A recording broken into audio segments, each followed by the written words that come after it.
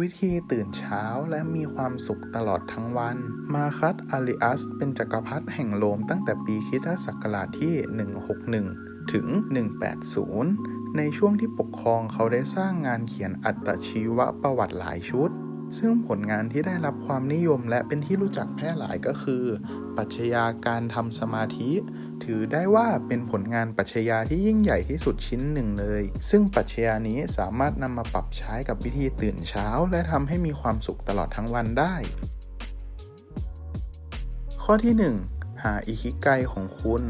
อิคิไกเป็นปรัชญาการใช้ชีวิตของญี่ปุ่นหมายถึงการหาเหตุผลว่าทำไมคุณถึงอยากตื่นนอนทำไมคุณถึงอยากมีชีวิตคุณค่าการมีชีวิตอยู่ของคุณคืออะไรมาคัสเชื่อว่าหากเรารู้สาเหตุว่าอะไรคือเหตุผลที่ทำให้เราอยากจะดำเนินชีวิตและอะไรคือเหตุผลที่จะทำให้เรามีความสุขที่จะตื่นขึ้นมานั่นก็เป็นอีกข้อหนึ่งที่จะทำให้คุณอยากตื่นเช้าหากคุณไม่รู้ว่าอิคิไกของคุณคืออะไรลองถามตัวเองว่าถ้าฉันมีเวลามากพอฉันจะอยากทำอะไรมากที่สุดเช่นฉันอยากจะเที่ยวรอบโลกอยากจะเป็นอาสาสมัครให้กับประเทศที่3หรือฉันอยากจะหาเงินให้ได้เยอะๆเพื่อพ่อแม่จะได้อยู่อย่างสุขสบายซึ่งนั่นก็อาจจะเป็นเหตุผลที่ทำให้คุณอยากตื่นขึ้นมาและดำเนินชีวิตสู่เป้าหมายข้อที่ 2 จัดเตรียมสิ่งที่จะทำในวันพรุ่งนี้หมายถึงก่อนที่คุณจะเข้านอนคุณต้องรู้ว่าพรุ่งนี้มีโปรแกรมอะไรบ้างที่คุณจำเป็นจะต้องทำเป็นการวางแผนบริหารเวลาล่วงหน้าให้กับตัวเองในทุกๆวันเช่นปกติคุณจะต้องออกกำลังกายตอนเช้าเวลา 9 โมงแล้วคุณก็ต้องเริ่มทำงานคุณอาจจะเตรียมเสื้อผ้าที่จะสวมใส่สำหรับออกกำลังกายพรุ่งนี้เพื่อเป็นการเตรียมความพร้อมแล้วตั้งนาฬิกาปลุกสักตี 5:30 เพื่อปลุกตัวเองจากการนอนและดำเนินโปรแกรมที่จะต้องทำคุณอาจจะลดเวลาการดูทีวีดูซีรีส์ในตอนเช้าเพราะมันอาจจะกินเวลาลิสต์ที่คุณทำไว้แต่หากต้องการเช็คอัปเดตข่าวสารของโลกก็สามารถทำได้แต่ต้องไม่ดูเพลินจนเผลอไปเข้าโซเชียลนะครับข้อที่ 3 อย่าเพิ่งเช็คมือถือหลังจากตื่นนอนบ่อยครั้งหลังจากที่คุณตื่นสิ่งแรกที่คุณทำก็คือการเช็คมือถือเช็คอีเมลซึ่งมันค่อนข้างที่จะกินเวลาก่อนที่คุณจะเริ่มทำกิจกรรมต่อไปเช่นอาบน้ำกินข้าวหรือแม้กระทั่งการออกกำลังกายผมไม่ค่อยแนะนำนะครับว่าการเริ่มต้นของเช้าวันใหม่ด้วยสิ่งที่รบกวนเช้าอย่างนี้ค่อนข้างจะเสียเวลาและสุขภาพจิตเช่นคุณอาจจะเช็คหุ้นบิตคอยน์ซึ่งมันบังเอิญว่าวันเนี้ยมันตกพรวดเช้าวันใหม่ของคุณก็จะกลายเป็นแบดเดย์ไปเลยหรือเช็คอีเมลจากลูกค้าที่ตีงานกลับมาซึ่งแน่นอนว่าคุณต้องเจอปัญหาพวกนี้อยู่แล้วลองเปลี่ยนมาเช็คงานหลังจากกินข้าวเช้าเสร็จหรือตอนไหนก็ได้ที่ไม่ใช่หลังจากตื่นนอนข้อที่ 4 หัดตื่นเช้าอย่างสม่ำเสมอการตื่นนอนในเวลาตี 5:30 ของทุกๆวันช่วยให้คุณมีเวลามากขึ้นในการทำสิ่งต่างๆเราทำกิจกรรมได้หลายอย่างก่อนที่จะเริ่มงานในตอนเช้าและตอนเย็นเมื่องานเสร็จแล้วก็สามารถใช้เวลากับครอบครัวได้มากขึ้นเชื่อว่าหลายๆคนคงไม่ชอบการตื่นเช้าและเพลิดเพลินกับการนอนหรอกแต่ขณะเดียวกันในกิจวัตรประจำวันบังคับให้เราตื่นเช้าเช่นไปโรงเรียนทำงาน 8 โมงเช้าหรือแม้กระทั่งต้องออกไปจ่ายตลาดแต่เช้าเป็นอีกวิธีในการฝึกร่างกายให้ชินกับการตื่นเช้าและอีกวิธีคือการหาเหตุผลให้กับตัวเองว่าทำไมคุณต้องตื่นเช้าเช่นเพราะจะมีเวลามากกว่าคนอื่นในการทำอะไรได้มากกว่าใครได้สูดอากาศตอนเช้าที่บริสุทธิ์หรือมีเวลามากพอที่จะได้ทำในสิ่งที่รักเป็นต้นหากคุณตอบตัวเองได้มันจะช่วยให้เราอยากตื่นเช้าและเมื่อฝึกตัวเองบ่อยๆการตื่นเช้าก็ไม่ใช่เรื่องยากอีกต่อไปข้อที่ 5 อย่ากดดันตัวเองหลายคนคงเคยคิดว่าการตื่นเช้าเนี่ยเป็นเรื่องที่ยากมากๆการเอาชนะความรู้สึกของตัวเองช่างเป็นสิ่งที่ยากสุดๆหากคุณเป็นคนที่ตั้งปณิธานไว้แน่วแน่แล้วว่า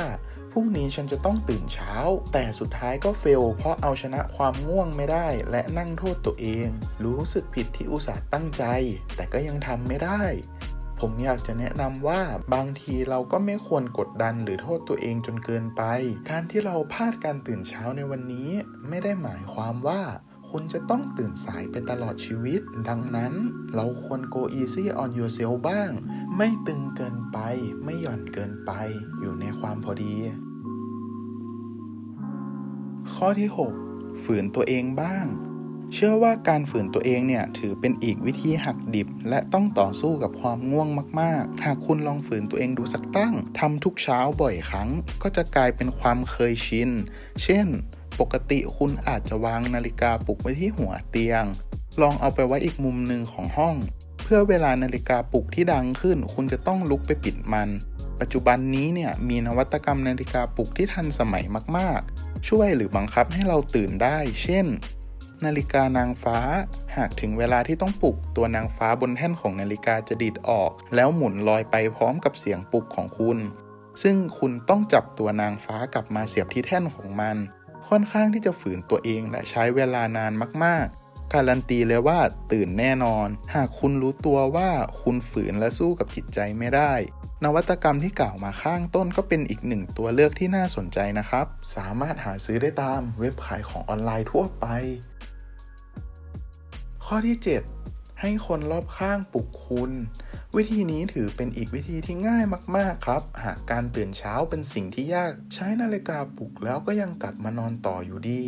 ลองขอให้คนรอบข้างอาจจะเป็นพ่อแม่หรือเพื่อนร่วมห้องช่วยปลุกคุณแต่ต้องขอบอกไว้ก่อนนะครับว่าบุคคลที่คุณจะขอความช่วยเหลือเนี่ยควรเป็นคนที่มีความรับผิดชอบและเป็นคนที่มีนิสัยตื่นเช้าอยู่แล้วนะครับเพราะจะง่ายต่อการปลุกคุณมากกว่าข้อที่ 8 จำไว้ว่าคนเรายังไงก็ต้องตายอยู่ดีฟังดูจากหัวข้อเนี่ยอาจจะสงสัยนะครับว่ามันเกี่ยวยังไงกับการที่ทำให้เราตื่นเช้าหลายครั้งที่เราใช้ชีวิตไปโดยเปล่าประโยชน์อยู่ไปวันๆไร้ซึ่งความหมายโปรดจำไว้ว่าสิ่งที่เรียกว่าความตายเนี่ยเราไม่รู้ว่ามันจะมาหาเราเมื่อไหร่ยิ่งปัจจุบันเนี่ยการเสียชีวิตไม่มีแค่เฉพาะชราภาพแต่มันยังมีทั้งอุบัติเหตุโรคภัยหรือแม้กระทั่งอาชญากรรมเป็นต้นที่จะฆ่าชีวิตเราจากคนที่เรารักหรือสิ่งที่เรารักที่กล่าวมาข้างต้นผมจะหมายถึงว่าหากคุณลองคิดแบบนี้คุณจะเริ่มรักตัวเองและตื่นเช้าเพื่อทำในสิ่งที่คุณรักด้วยความมุ่งมั่นข้อที่ 9 นำสิ่งแย่ๆมาเป็นแรงผลักดันคุณเคยเจอ negative person ไหมครับอาจจะเป็นการโดนบูลลี่เรื่องความอ้วนเรื่องฐานะหรือแม้กระทั่งเรื่องการทำงานแน่นอนว่าหลายๆคนคงไม่ชอบหรอกครับทำไมไม่ลองเปลี่ยนพลังลบให้มาเป็นแรงผลักดันในการพัฒนาตัวเองเช่นโดนล้อเรื่องอ้วนดำก็ลองหันมาตื่นเช้าๆเพื่อออกกำลังกายทานอาหารที่มีประโยชน์โดนเหน็บแนมเพราะความจนก็ผลักดันตัวเองให้มาทำงานหาช่องทางให้หลุดจากความยากจนเป็นต้นสิ่งที่ผมหมายถึงคือหากคุณกำลังเจอเรื่องแย่ๆเล่นงานอยู่ลองเปลี่ยนพลังงานลบเหล่านั้นมาเป็นแรงผลักดันพัฒนาตัวเองถ้าเรามีแรงจูงใจและมีเป้าหมายในการตื่นเช้าก็ง่ายขึ้นข้อที่ 10 รู้สึกดีกับชีวิตหมายถึงการขอบคุณทุกอย่างที่อยู่รอบๆตัวเราสิ่งดีๆที่เกิดขึ้นไม่ว่าจะเรื่องเล็กน้อยหรือเรื่องใหญ่แค่ไหนและรู้สึกดีกับการที่ได้มีชีวิตใหม่ในทุกๆวันลองเขียนสิ่งที่คุณอยากจะขอบคุณมาสัก 3-5 อย่างลงในสมุดจดเป็นรูปธรรมให้เห็นว่าถึงแม้ว่าวันนี้จะเจอเรื่องหนักๆแต่ก็ยังมีเรื่องที่ดีเกิดขึ้นวันนี้คุณทำงานหนักมากแต่พอกลับมาบ้านคุณก็ยังเจอภรรยาหรือสามีที่คุณรักทำเมนูโปรดรอคุณน้องหมาที่แสนซื่อสัตย์คอยมาอ้อนคุณอยากจะขอบคุณที่มีพวกเขาเหล่านั้นคอยเคียงข้างในวันที่คุณเจอเรื่องแย่ๆและถือเป็นการชาร์จพลังงานให้กับตัวเองพร้อมสู้ในวันต่อๆไปและนี่ก็เป็น10ข้อเกี่ยวกับการตื่นเช้าซึ่งบางข้อคุณอาจจะรู้สึกว่ามันไม่ได้ช่วยคุณแต่ก็นั่นแหละครับทุกข้อไม่ได้เหมาะสมกับทุกคนเพราะฉะนั้นลองหยิบบางข้อไปปรับใช้ก็ได้ซึ่งถ้าหากคุณสามารถทำได้ทั้ง10ข้อเนี่ยผมรับประกันเลยว่าคุณจะติดการตื่นเช้าแน่นอน